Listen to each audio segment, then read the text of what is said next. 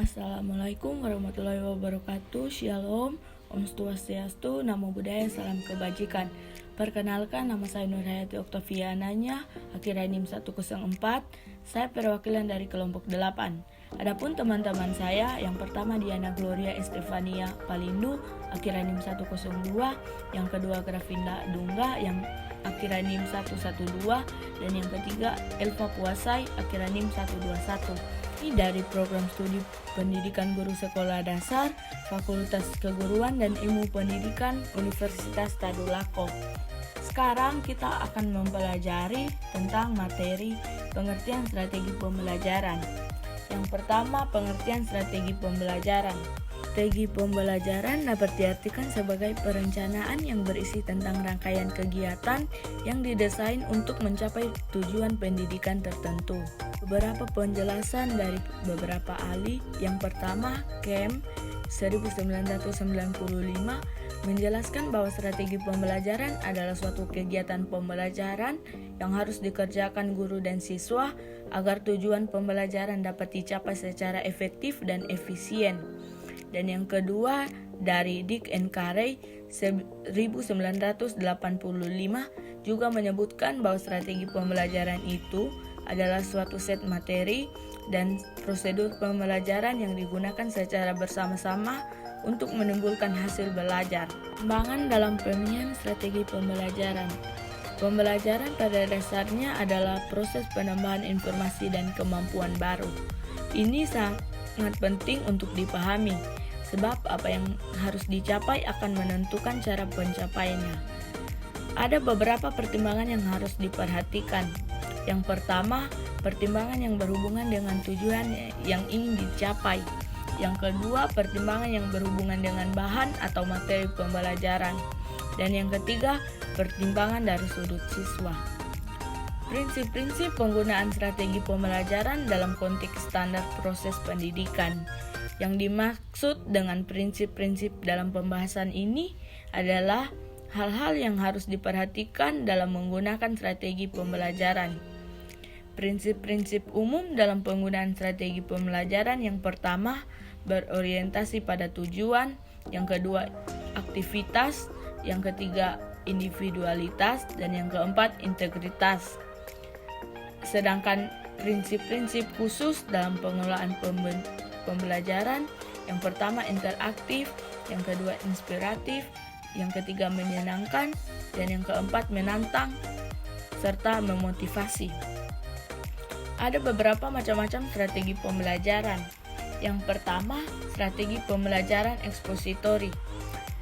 Strategi pembelajaran ekspositori adalah strategi pembelajaran yang menekankan kepada proses penyampaian materi secara verbal dari seorang guru kepada sekelompok siswa dengan maksud agar siswa dapat menguasai materi pembelajaran secara optimal. Yang kedua, strategi pembelajaran inquiry. Strategi pembelajaran inquiry ini adalah rangkaian kegiatan pembelajaran yang menekankan pada proses berpikir secara kritis dan analitis untuk mencari dan menemukan sendiri jawaban dari suatu masalah yang dipertanyakan. Proses berpikir itu sendiri biasanya dilakukan melalui tanya jawab antara guru dan siswa. Strategi pembelajaran ini sering juga dinamakan strategi heuristik yang berasal dari bahasa Yunani, yaitu heureiskein, yang berarti saya menemukan. Strategi pembelajaran inquiry merupakan bentuk dari pendekatan pembelajaran yang berorientasi kepada siswa. Yang ketiga, strategi pembelajaran berbasis masalah. Strategi ini dapat diartikan sebagai rangkaian aktivitas pembelajaran yang menekankan kepada proses penyelesaian masalah yang dihadapi secara ilmiah. Strategi ini tidak mengharapkan siswa hanya sekedar mendengarkan, mencatat, kemudian menghafal materi pembelajaran. Akan tetapi, melalui strategi ini, siswa aktif berpikir, berkomunikasi, mencari, dan mengolah data, dan akhirnya mengumpulkan data tersebut. Yang keempat, strategi pembelajaran peningkatan kemampuan berpikir. Dalam strategi ini, materi pembelajaran tidak disajikan begitu saja kepada siswa. Akan tetapi, siswa dibimbing untuk menemukan sendiri konsep yang harus dikuasai melalui proses dialogis yang terus-menerus dengan memanfaatkan pengalaman dari siswa tersebut. Model strategi pembelajaran ini adalah model pembelajaran yang bertumpu kepada pengembangan kemampuan berpikir siswa melalui telaah fakta-fakta atau pengalaman anak sebagai bahan untuk memecahkan masalah yang diajukan tersebut. Yang kelima, strategi pembelajaran kooperatif. Model pembelajaran ini adalah rangkaian kegiatan-kegiatan belajar yang dilakukan siswa dalam kelompok-kelompok tertentu untuk mencapai tujuan pembelajaran yang telah dirumuskan. Yang keenam, strategi pembelajaran kontekstual. Strategi ini adalah suatu strategi pembelajaran yang menekankan kepada proses keterlibatan siswa secara penuh untuk dapat menemukan materi yang dipelajari dan menghubungkannya dengan situasi kehidupan nyata sehingga mendorong siswa untuk menerapkannya dalam kehidupan mereka masing-masing. Yang ketujuh, strategi pembelajaran afektif.